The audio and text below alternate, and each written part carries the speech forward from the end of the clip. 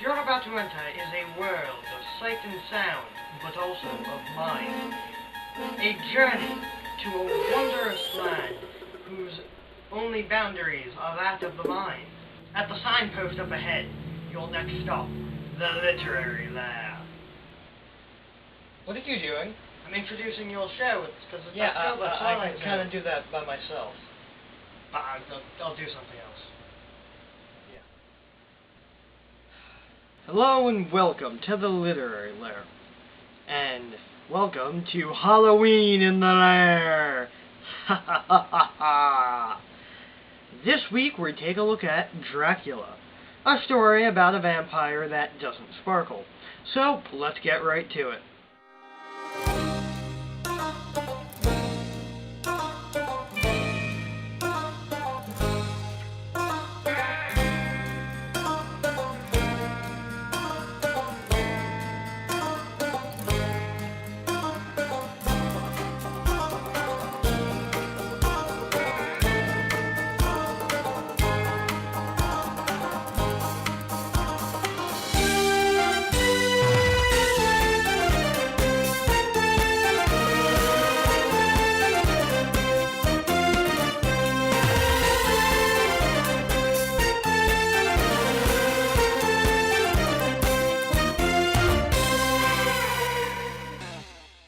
Begins with Jonathan Harker, a newly qualified English solicitor, journeying by train and carriage from England to Count Dracula's crumbling remote castle, situated in the Carpathian Mountains on the border of Transylvania.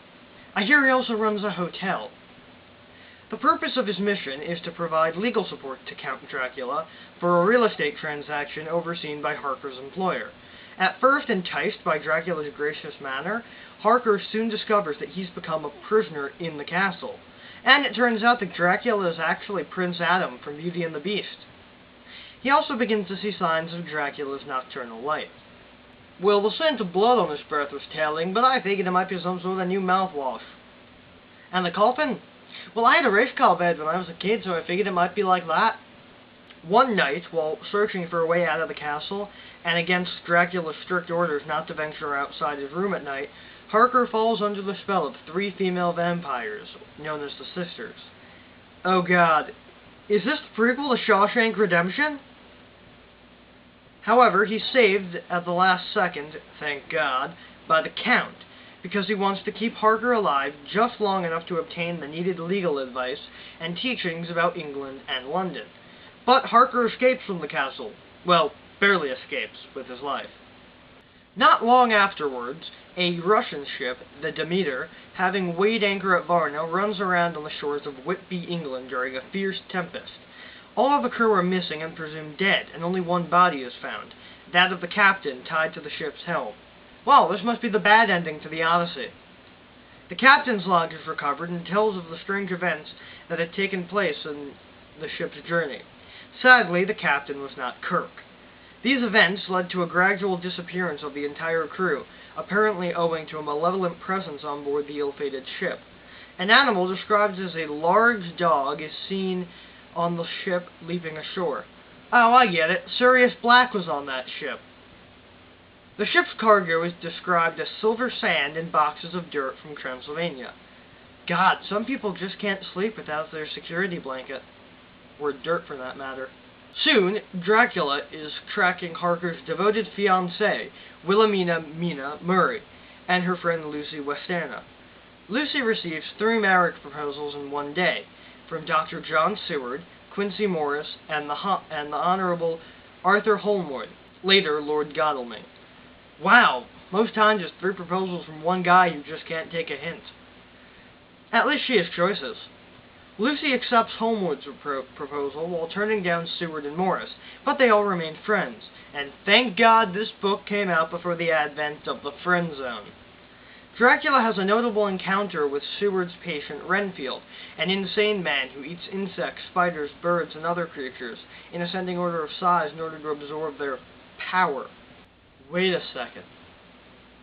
If I eat this spider, I'll become Spider-Man.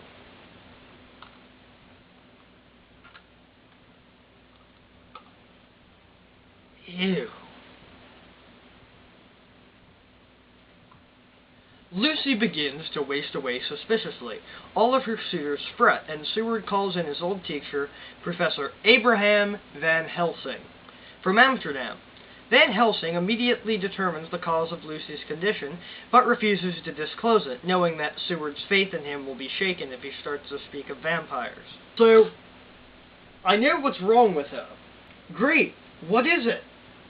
She was bit by a what? A vampire. I want a second opinion. Van Helsing tries multiple blood transfusions, but they are clearly losing ground. On a night when Van Helsing must return to Amsterdam, and his message to Seward asking him to walk the Westenra household is delayed, Lucy and her mother are attacked by a wolf.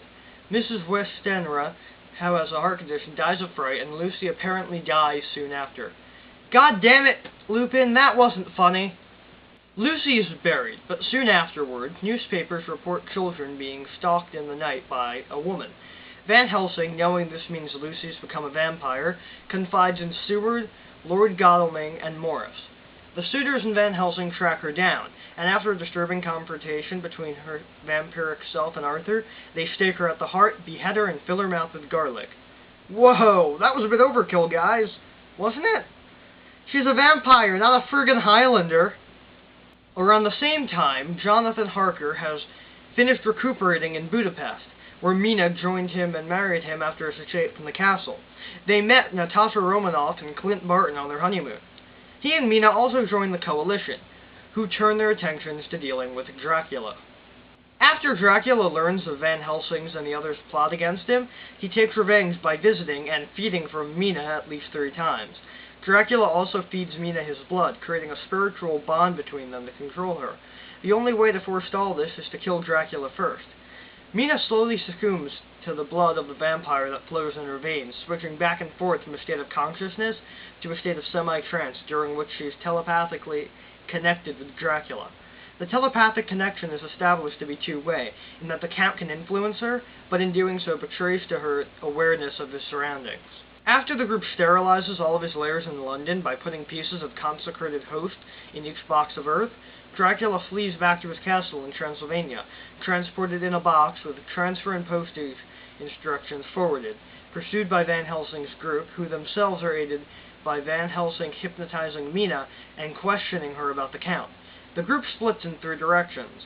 Helsing goes to the Count's castle and kills his trio of brides, and shortly afterwards they all converge on the Count just at sundown under the shadow of the castle.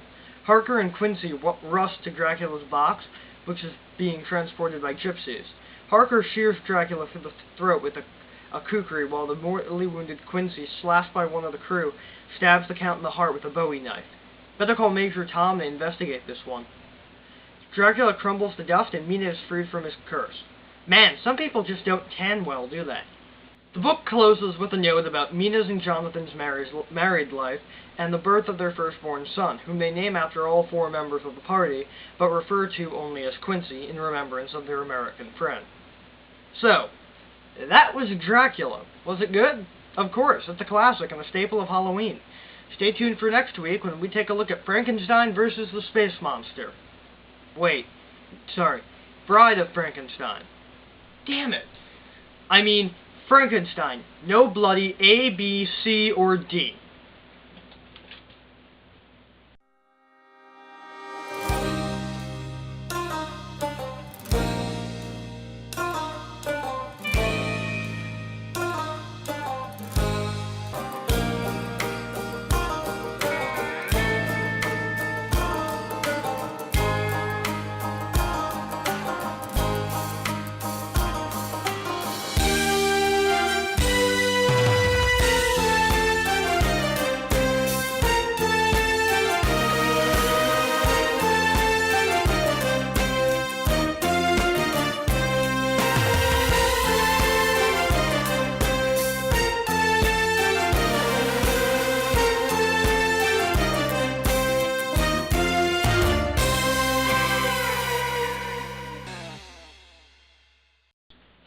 Okay, that was a good one.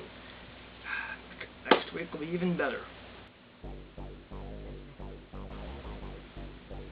Who are you? Not important. But what is important is that your review sucked ass. What do you mean? You know what I mean. You know, how do you even call these reviews? All you do is sit there and bitch about the book, give a few minutes of your thoughts, and then give a summary, which is pretty much just the Wikipedia summary with a few words changed. Iota, how the hell did he get in here? There is no one here except for you and Professor Mike Zano, Master. What about him?